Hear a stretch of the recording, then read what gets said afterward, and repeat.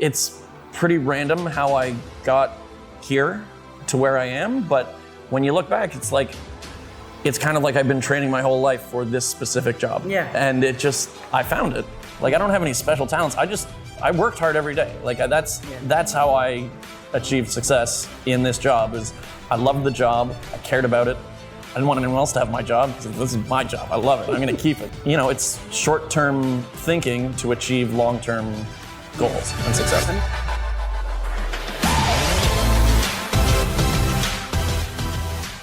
Welcome to the third episode of In Full Effect. Today we have Mischa here with us, and we're actually on a live recording instead of online, so it's a bit of a change. We actually have two cameras. Say hello to the second. Hello to the second one. Okay, that's the second one. Okay. So a quick introduction from Mischa. Mischa is from Ontario, Canada. Yep. Right?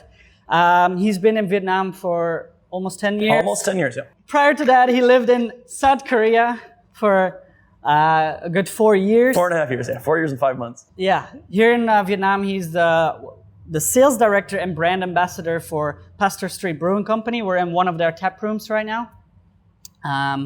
You might explain a little bit more what that entails, but for me, it looks like you're just going from bar to bar telling people that you have the best beer in town.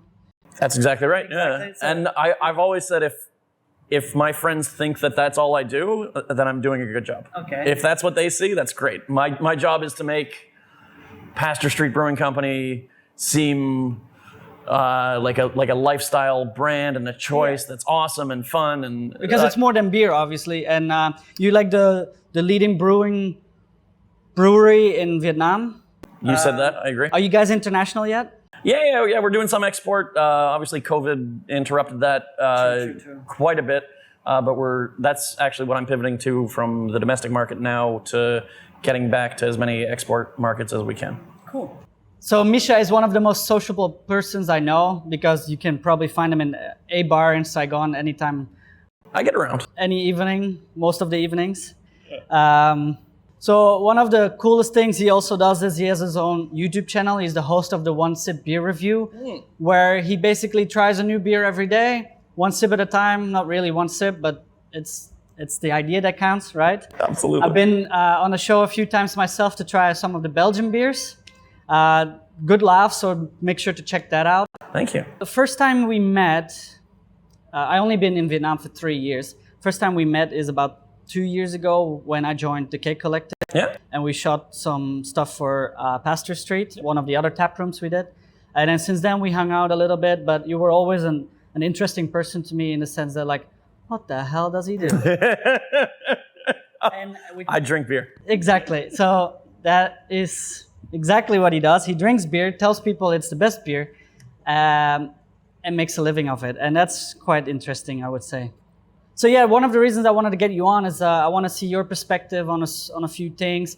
I want to get to know you better, obviously, because you can, under the influence of a few beers, you get to know each other, but under in different ways, probably. Yeah. Also want to see your perspective on different things as you're Canadian, but you lived in Korea, you lived here in Vietnam, so you've been around different cultures, so maybe you can tap into that, like how people may see things as we move on. Sure. Also for the listeners, you might also heard it. He has a very iconic laugh, and I really hope we can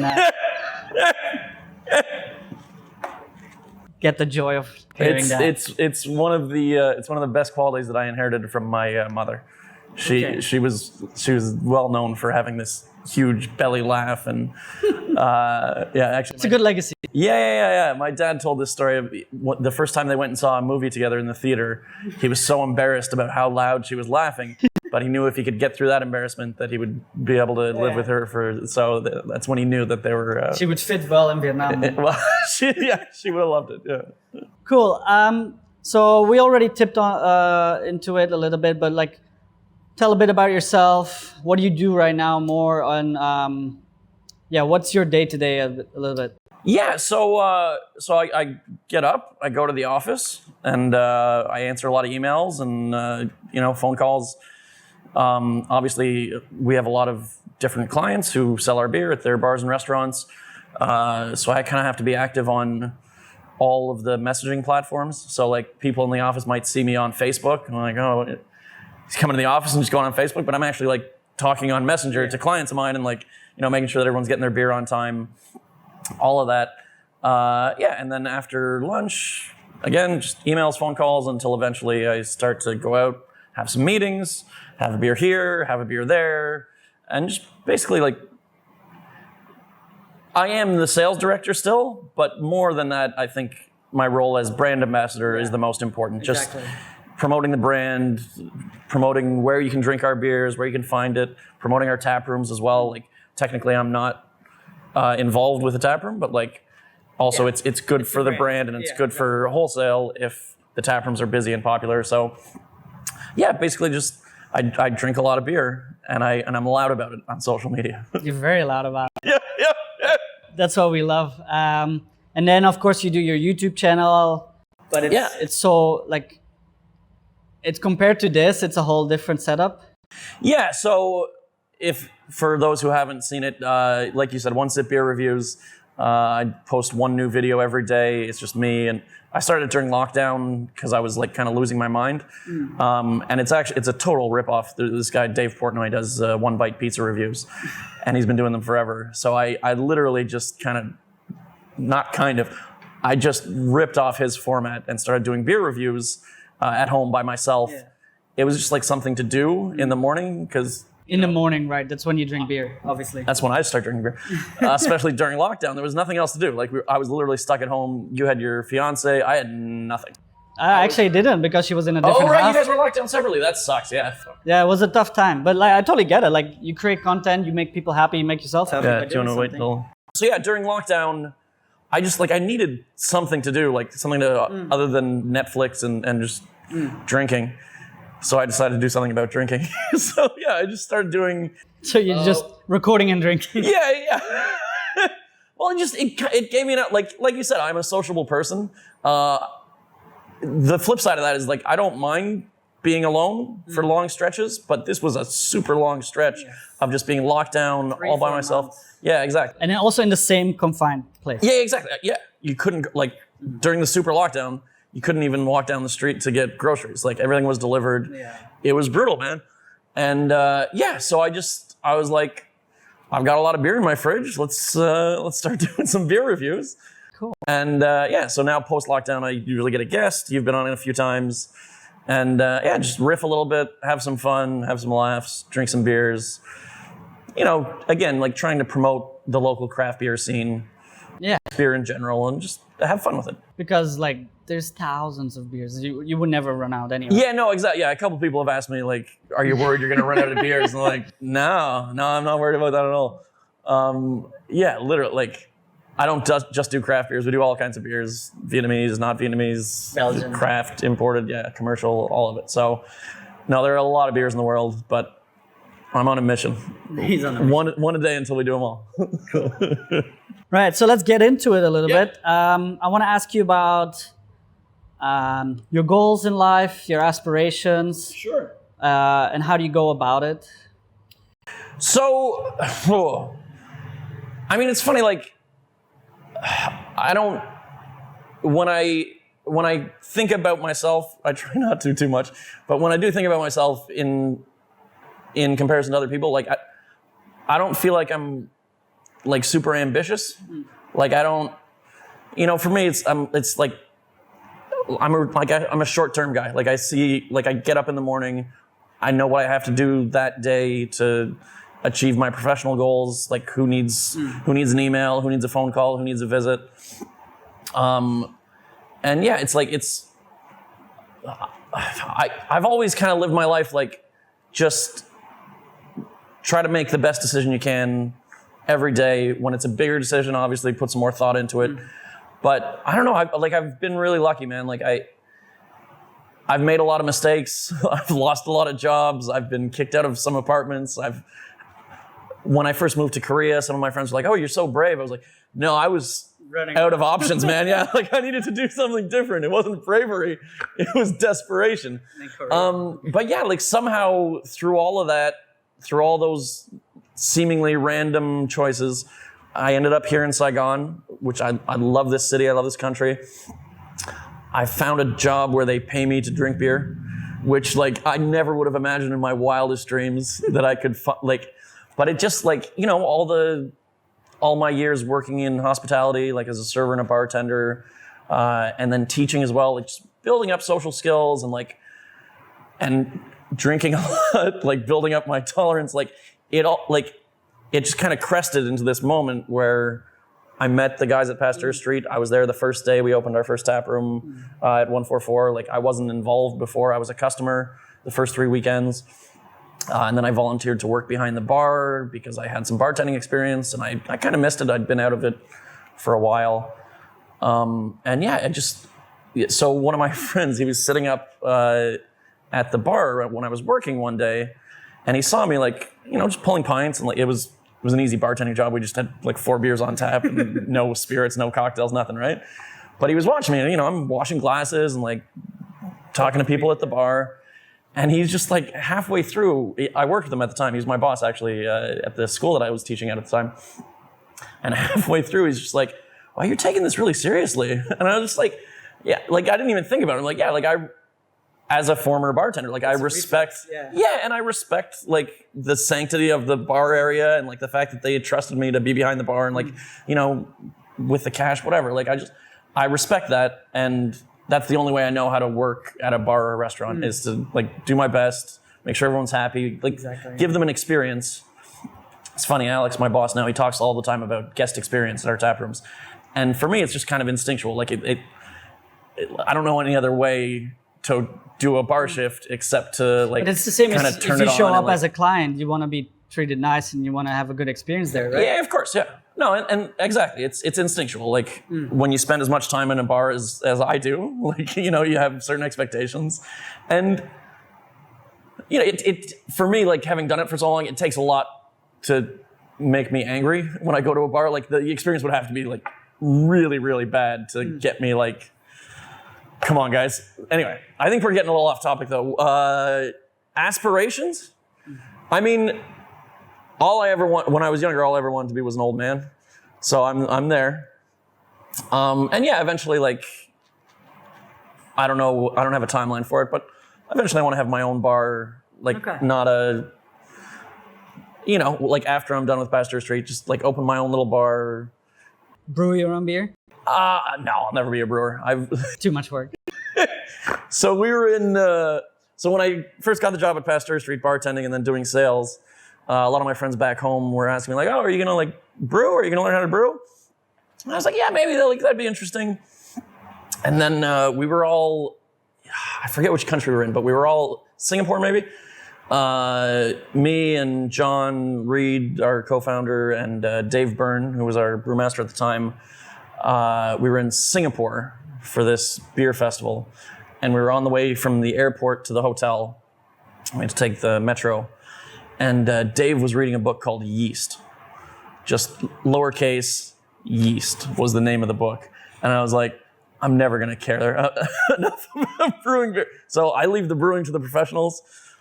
You do the tasting. I have the best job in the world. They give me an amazing product. I tell people how good it is. I get to enjoy it all the time. That's great. I'm going to stick to my lane. I know what I'm good at, and I know what I'm not. So cool. So basically, like long-term, not so much, but you do the right thing every day. Try to make good decisions. Yeah. And you also do what you love to do. And eventually that turns into something. Yeah, no, exactly. Bigger. That was it. Like it's pretty random how I got here to where I am. But when you look back, it's kind of like I've been training my whole life for this specific job. Yeah. And I found it, you know, and, you know, so for me, there's no like life advice or career advice that I can give to people except to like, just do your best, do what you think is good. Do what makes you happy. Obviously, you know, you need to make enough money to pay the bills, pay the rent, like put food on the table, but like just make good decisions and kind of follow your, whatever it is, like whether it's an inner voice or a higher, whatever, just like do what you think is going to make you happy. Yeah. Did you ask anyone like for advice anytime? or was it always like yourself, like you say, your inner voice and just? I mean, like, you know, like my dad is my hero. Okay. He's we're a lot alike, and actually, like, anyway, that's a bigger story. But yeah, like whenever I needed to make a big decision, I would always like bounce things off him and just get his perspective. And I didn't always agree with some of the stuff that he said, but it was always good to hear what he had to say and kind of like fit that into what I was thinking. So did you follow up when you didn't agree because you knew he would have the? I just told him like, that's cool. Like, that's great that you think. Like, he wasn't super pumped when I told him I was moving to South Korea, but I had already made the decision, and I knew. You know, he sent me some blog about somebody who had a bad experience teaching in Korea, and I was like, yeah, like, but I knew people who had done it, who loved it. And one of my colleagues at the time, this bartender I worked with, when I told him, and like we were hanging out a lot, we were drinking a lot, we were drinking buddies. When I told him I was moving to South Korea, he's like, that's perfect. That's exactly what you need right now. And because he knew someone who had done it before, and like, so, you know, yeah, you gotta make the right decisions for yourself, and obviously like seek advice and like, and for me, actually, like it's valuable. The biggest thing for me when I've had to make these big decisions is just talking to people, not even to hear what they say, but just to hear myself say it out loud. Yeah. And it kind of like crystallizes like, does this make sense what I'm saying? And if I can... Do you feel comfortable with it? Yeah. Like, am I convincing myself, or am I explaining that I've made this decision and I feel strongly about it? And yeah, just like hearing me say it out loud to someone, it kind of like, I'm either like, this doesn't sound right, or like, yeah, no, this is right. I've made the right decision. And so it's a little bit of a calculated risk as well. Like you, it's not like an impulsive thing you always do. It's like, okay, like, especially the bigger ones, you need to like think about it. Yeah. So yeah, when I was living in Korea, I came here on vacation, and the first time I was like, maybe I should move to Vietnam. Like, I like it a lot more than Korea. It's more fast paced. Like there's like in Korea, all the expats are U.S. military or teachers. Oh, okay. That's it. I came here to Vietnam. I was meeting people from all over the world, doing like different interesting things, like, you know, in different industries locally. And I did think to myself, like, you know, maybe I'll figure, like, I'm going to go there and teach, because that's kind of the entree. That's how you get in. Like, maybe I'll figure out what I really want to do with my life. And again, like, beyond my wildest dreams, found someone to pay me to drink beer. It's not bad still. It's not bad at all. But yeah, even then, like, I intentionally came here a second time on vacation just to make sure that it was the right decision. And I actually, I landed, the second time I came was with an American friend of mine who also lived in Korea. And we landed kind of late, met up with one of our friends here who had lived in Korea previously. And I think it was his birthday or St. Patrick's. It was something. He's Irish, so we got insanely drunk. Went out to this bar. The bar wasn't great. I kind of like drank myself sober. I had to eventually corral these guys to go back to my buddy's apartment that we were staying at. The fucking aircon was broken. I'm sweating, like drunk but sober, and like just not being able to fall asleep. Just having an awful night, and I'm like, I'm still happy here. That was when I realized I needed to move to Vietnam. I was like, it was one of the worst nights you could possibly imagine, but I was still just content being here. So that was kind of when I knew that I had to move here. So yeah, so I went back to Korea, finished my contract, went home for a couple months, and then moved here and been here ever since. Nice. So when you have your, let's say, short-term goals, how do you see your full potential in yourself? Like, do you think you are right now at your full potential, or is there things that you can do? I mean, you know, I think anybody would be insane if they looked you in the eye and said, yes, I am operating at my full potential. Like, you know, obviously we can all do better. We can all get better. Like, you know, I could watch some videos or take a course about sales strategies. Like, you know, I was never a salesman before. I never imagined I would be, but I found this product and this brand that I loved, so it kind of came natural. And like I said, like, I talk to bar owners and managers, and I've worked in bars all my life. So like it it comes naturally to me to, just talk to them, shoot the shit. And I'm not trying to push something that I don't believe in. Like, obviously, anybody who knows me knows that I love Pasteur Street beers.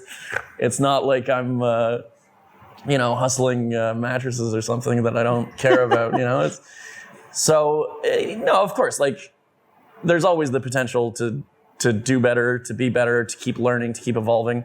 But I mean, that's for everyone. That's a fact of life. And some people, I guess, don't. Some people are just content to go and do what they do and like aren't very passionate about it and aren't very happy. But I think that's why I am a happy person in general, because Exactly. I'm doing something that I'm passionate about, and I do strive to do better all the time. And that's a company thing as well. Like we've never been like, oh, we did it. Oh, we won. Like, oh, we're the best craft brewery in Vietnam. We're good. We can, everybody go home and, pat yourself on the back and have a nice, it's every day we try to do more for our clients, make better beers, like have a better guest experience and just make people happy. Like that's, at the end of the day, that's the goal of any beer producer or any, spirits, whatever it is, restaurants, even like food, like just make people happy. Like because I spend so much time out at bars and restaurants, I know how valuable people's time and money is. Like we all work whatever we have to do to get the money and so when people choose to come here to spend their money, or when they choose to go to, Malt and drink our beers there, like they're making a choice. I worked hard for this money. This is how I want to spend it. You want to make those people happy. You want to make them feel like they've got their money's worth, like they earned this awesome Jasmine IPA or, Irish Stout, whatever it is. So, like you say, maybe it's not you're not reaching your full potential physically in a sense, result-wise, right? Like you think you can do better, like if you do courses or what it is, but in the end, you might hit your full potential because you're happy with the way you do things right now. And that's like, there's no standard on a full potential or what you're capable of. Sure. There's so many, like mental health is also super important. Yeah. Well, and I mean, so, it really comes down to how you look at it, right? Because like I could say that I've exceeded my potential. True. Like I could make that argument. I don't think that's correct, but I could easily sit down and make that point to someone credibly to where they would believe me that that I've overachieved.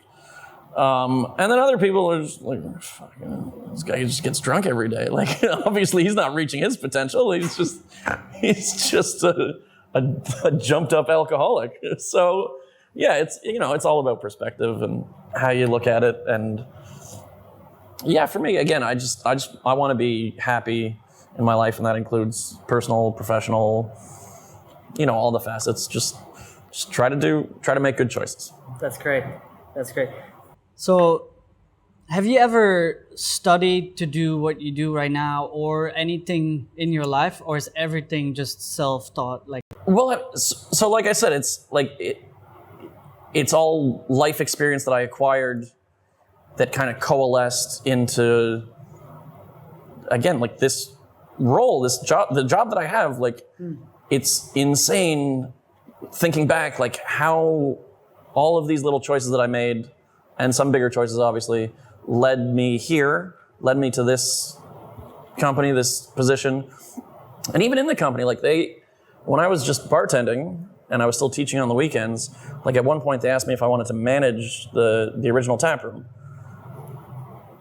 And I was just like, no, I don't want to do that. Like, be the manager of this little 30-seat tap room. And I'm not knocking the tap room. Like, I love it. It changed my life. But the idea of quitting teaching, which was still paying my bills, to be a bar manager full-time of this little tap room. Because back then, it was still very little. Yeah, it was just the original tap room at 144. And I just didn't see it. Like, I'm like, now I'm happy. Like, I'm here bartending like twice a week, whatever it was, maybe 3 times a week at that time, teaching on the weekends, paying the bills. And I'm just like, I'm kind of like really happy Already thinking you made with it. my setup. Yeah. Not made it or not, but yeah, like I remember at the time, like craft beer was very new. I was the only white bartender at this, little Vietnamese craft brewery. Our Vietnamese staff were fucking awesome. I loved working with them.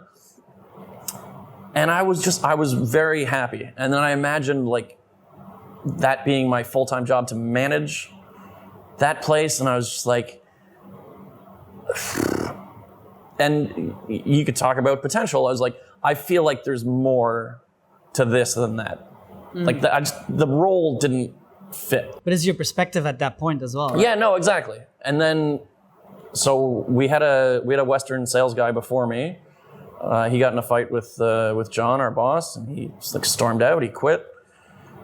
And then somebody had suggested to John that I do the sales job. One of our investors, and John was like, "Oh, well, he's really good behind the bar. Like, I want to keep him there." And the guy said apparently, well, he can talk to those 10 people at the bar every night, or he can talk to all of our wholesale clients nationwide all the time. John was like, "Yeah, okay."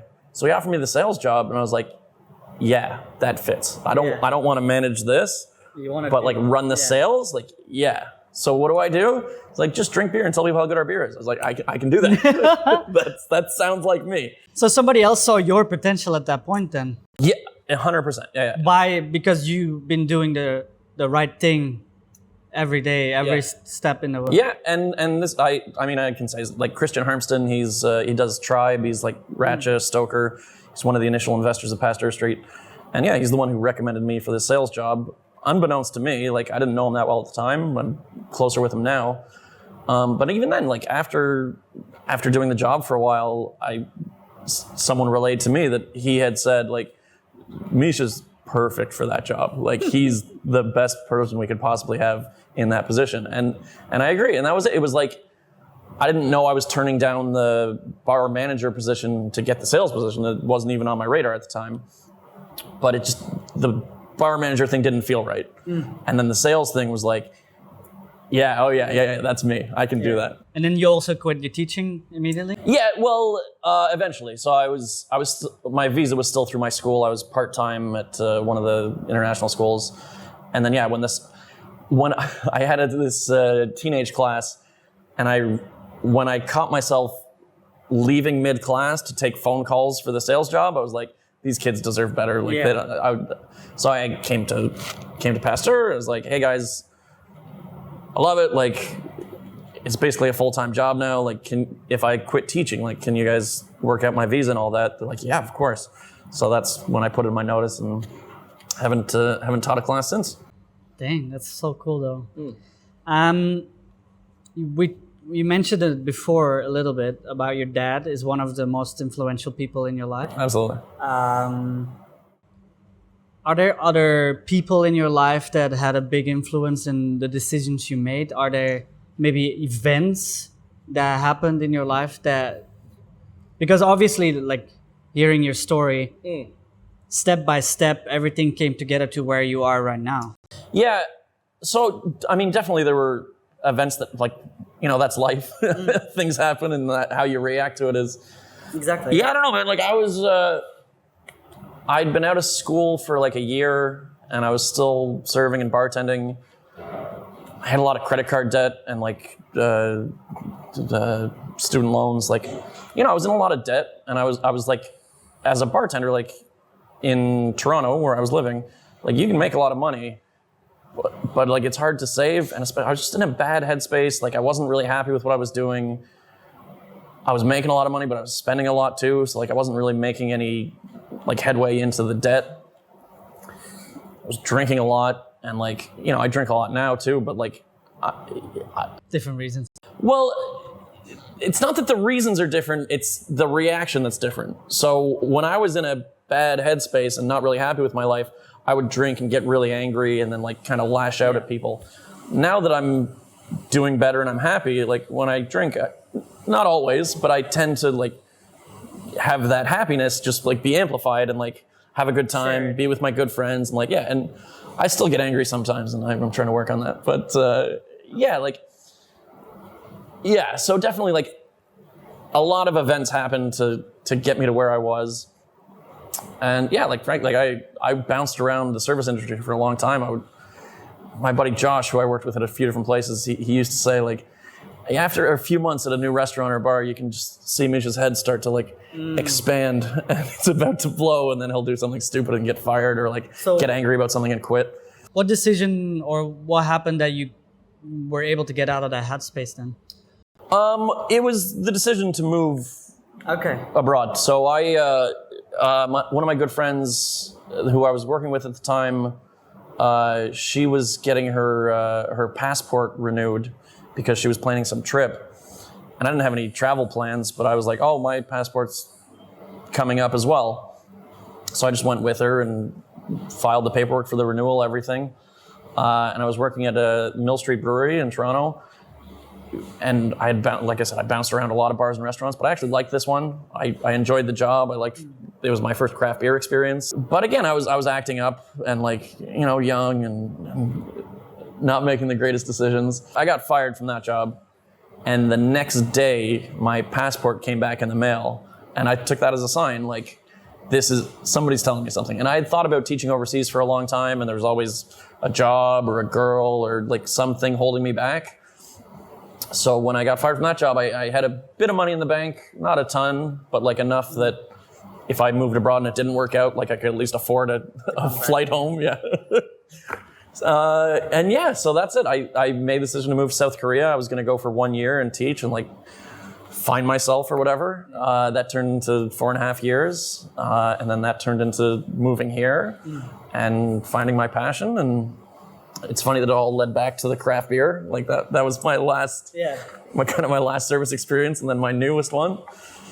But yeah, like to say that beer has changed my life is not an exaggeration or like an overstatement. Like, has there been a mentor in your life that guided you as well throughout the steps? I mean, like I said, my dad is the person who I go to for whether it's advice or just to like, again, hear myself talk about it and like bounce ideas off of. Yeah, and then, my position here at Pasteur Street, like I've been through 4 CEOs now, my 4th CEO. And I'd like to think that I learned something from all of those guys, like John, Brandon, Tom, and Alex. All very different personalities, very different management styles, and from different walks of life. But yeah, I definitely professionally have learned a lot from all 4 of those guys, and am richer for that experience of having worked for all those guys. Cool. So what you learned... I wouldn't call them mentors exactly, but to answer your question. So what you learned from them, you also implement, because you lead a team, right? Yeah. So do you implement that yourself? Yeah, so I mean, I would never try to be like one of them, but I'd like to think that I've taken pieces from all of them to kind of inform my management style, what works. But also, like, that's one of the things I've learned both working for different people, and obviously I've worked in a million bars and restaurants, so I've had a lot of different managers. And then I've been in like positions of semi-authority in different roles. Like I was the head foreign teacher at the school in Korea.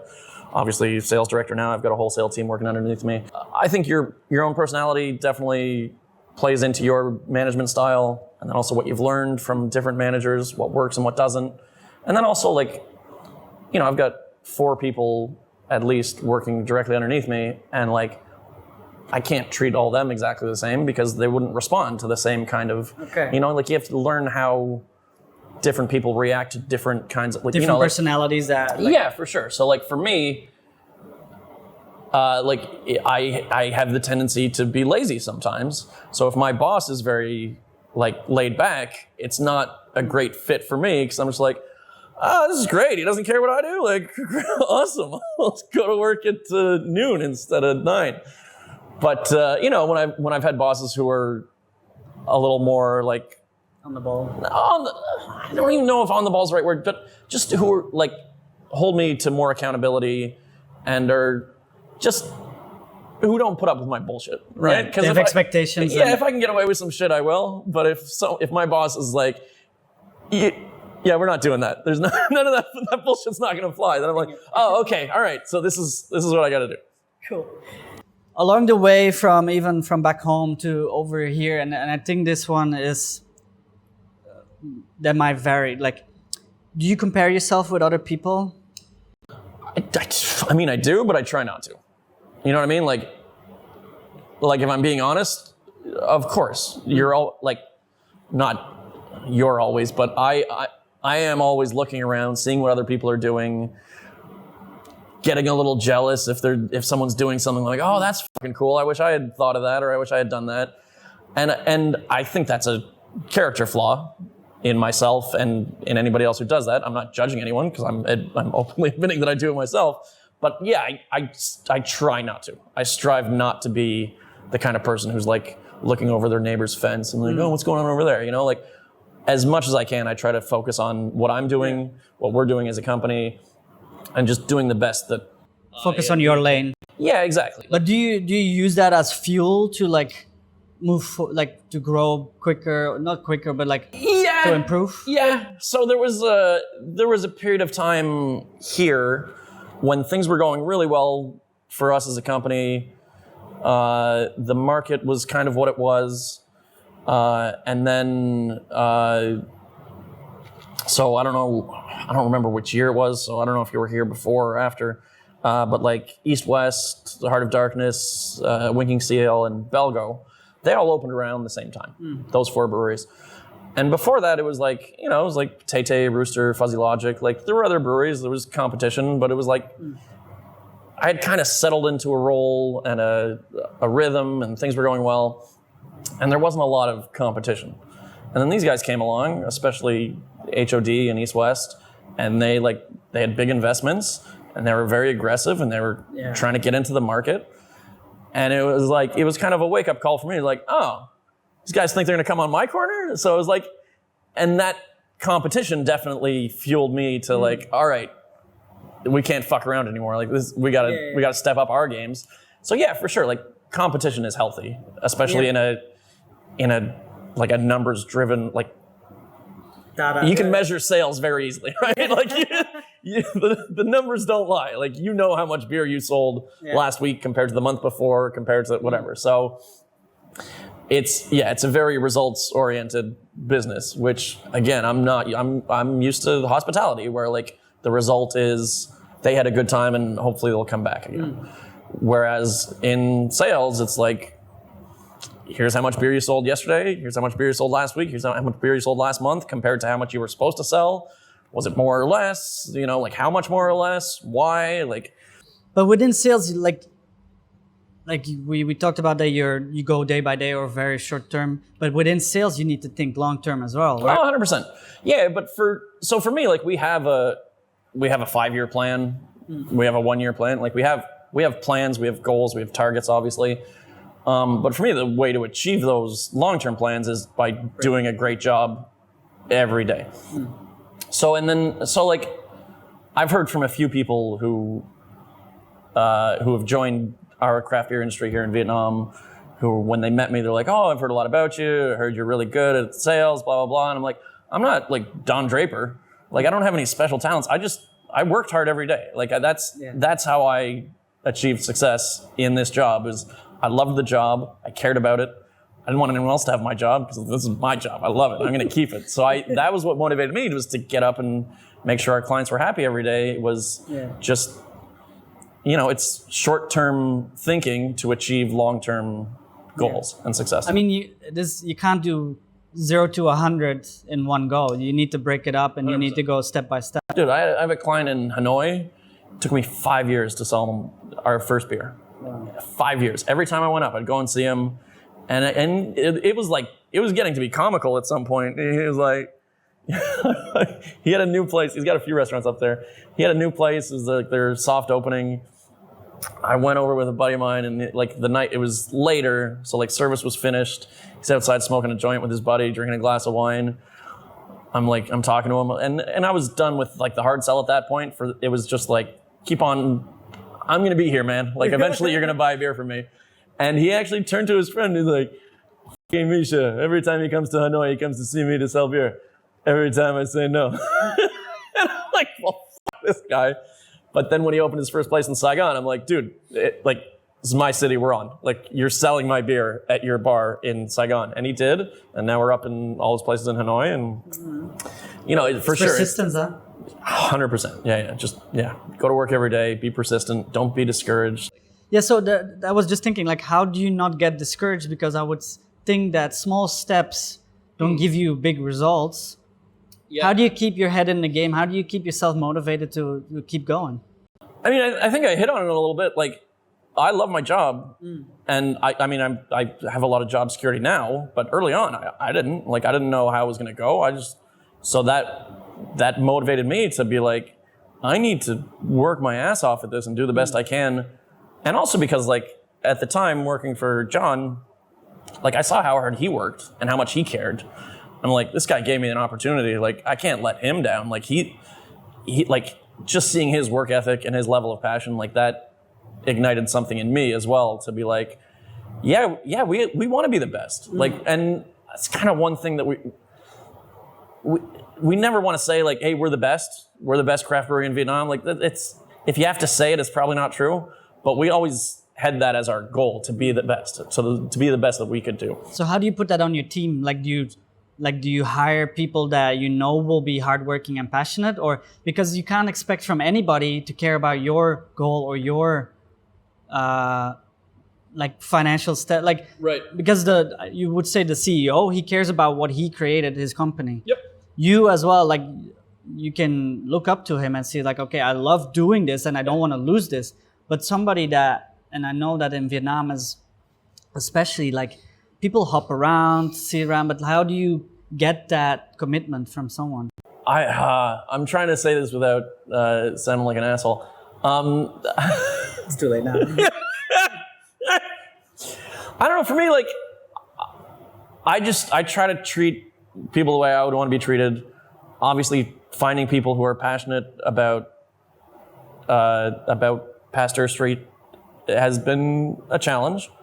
But I mean, the team I have now is awesome, and I've had kids that worked for me before who, like, it was more of a job and do what I have to do to not get in trouble and just doing enough.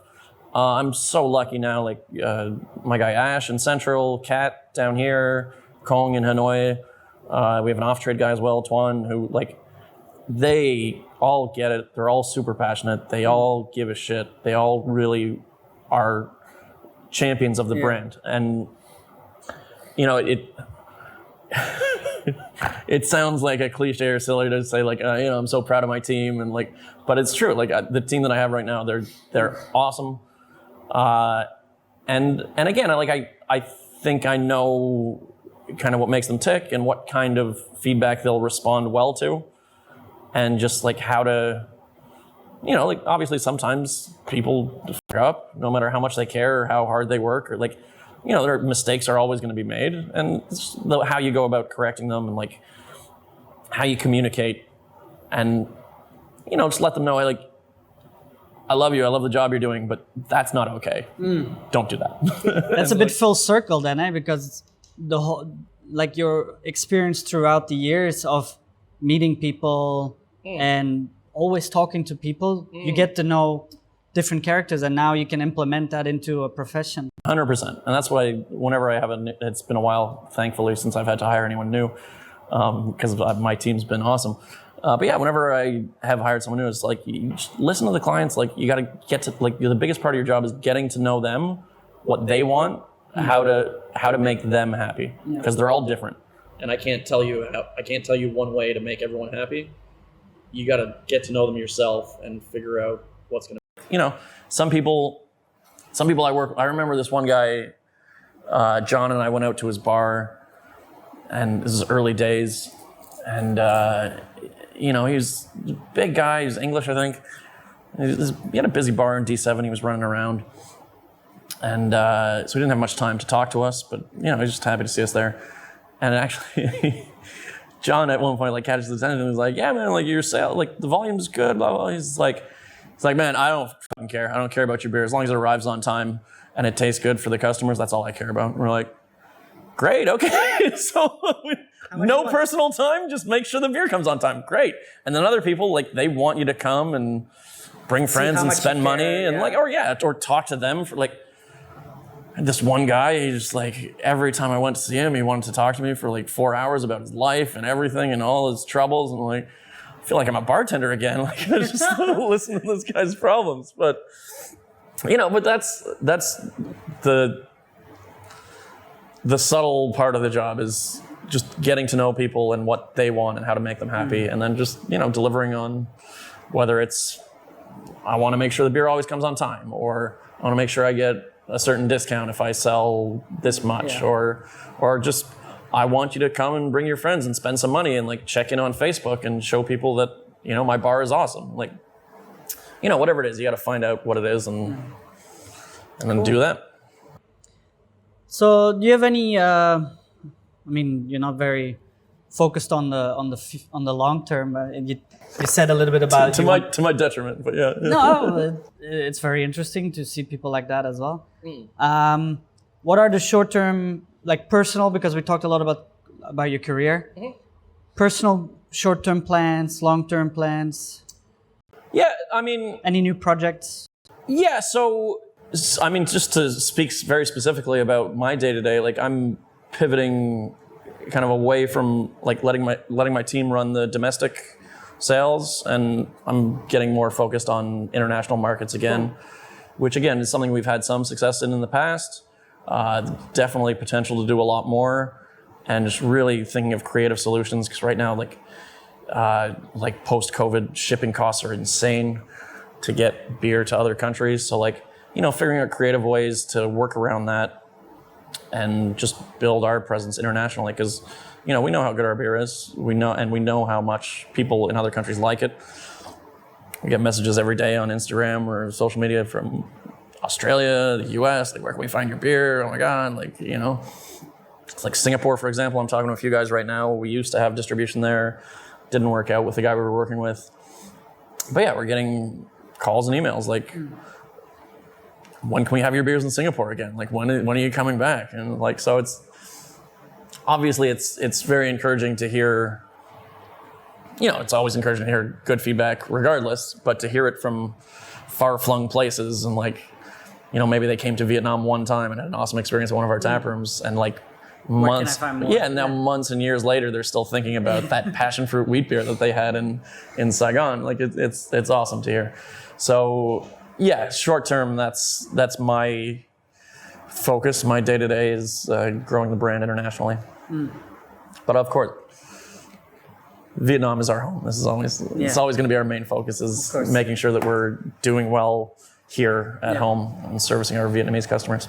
And in the future, you want your own bar in Saigon? Yeah, I love Saigon. Like I grew up in a small city, but like I lived in Toronto, which is the biggest city in Canada. Like I like big cities. I like the energy. I like the feelings. And even though I go to the same like 4 bars every night, I like having the options of like other places. And the F&B scene here in Saigon is amazing now. There's so many good bars and restaurants. So yeah, I can't, like, I really like Hoi An as well. Like maybe when I'm much older, I might like retire to there. Yeah. But Hoi An is amazing. Yeah, that's the only place in Vietnam I could see myself moving to. But even then, it's like long down the road. I love Saigon. I'd love to open a little. The hustle and the bustle. Yeah, exactly. I'd love to open just like a little cocktail bar here, a couple of good craft beers on tap. Just, like a place where I can, like hang out, be myself, be behind the bar, but like, invite my friends. Like that's, I like hosting. I like getting people to come to our tap rooms and having a good experience. Like I like. My favorite bars are the ones where the staff are awesome. You can go either with a group or by yourself, and you're going to have a good time.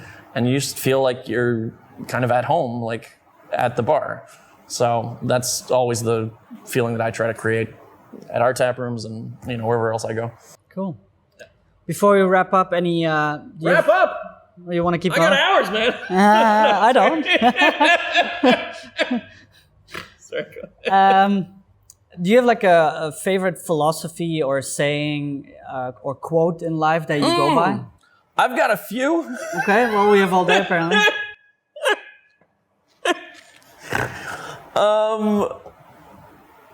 So instead of rattling off all my greatest hits, one of the ones that's always stuck with me is like I was never a big Tolkien guy when I was a kid. Like it's funny, like I always liked reading fantasy, but for some reason I never got into Lord of the Rings. Okay. But yeah, Not All Those Who Wander Are Lost is one that's always stuck with me because like you know, like that's kind of how I feel about my life. And like it's funny, like my dad had a similar, like he had a bunch of different jobs when I was a kid, like, and you know, sometimes because he was moving up, sometimes because he had been let go. And I was talking to my brother one time, and this was back when I was out of school but still bartending, and I wasn't super happy with my life at the time, but I also didn't think I was doing anything wrong. And I felt a little attacked. My brother's asking me about like what are your plans for retirement? I'm like, retirement? I'm like fucking 24. Like, what are you talking about? Like, we're not even on the. But my brother and I are very different. He's like very corporate minded, like type A personality. And he said like, you know, like our dad. He's like, you know, like he wandered around, bounced from this to that. Like, I was like, yeah, he's awesome. You know, like what's wrong with it? Instead of a cautionary tale, I'm like. Yeah, like he bounced around, but he loves his job now. He lives in the city that he loves. Like he's happy. He found it.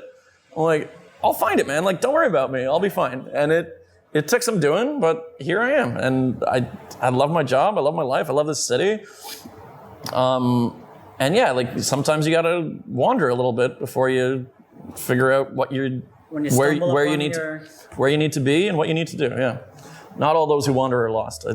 That's a great one. It's pretty powerful. That's might that even be what this podcast is about? Like, I wonder. Change the title. Let's go. It's not too late. No, I'm just kidding. Wander but not lost. Yeah. There you go. Cool. Well, thank you so much. Hey man, thanks for having me on. Where can we have you? Where can we follow you? Yeah. So you mentioned the YouTube channel, One Sip Beer Reviews. Definitely link that below as well. Yeah, awesome. Obviously, you can find me at a Pasteur Street Brewing Company tap room. If you're in Vietnam or in Saigon. Yeah.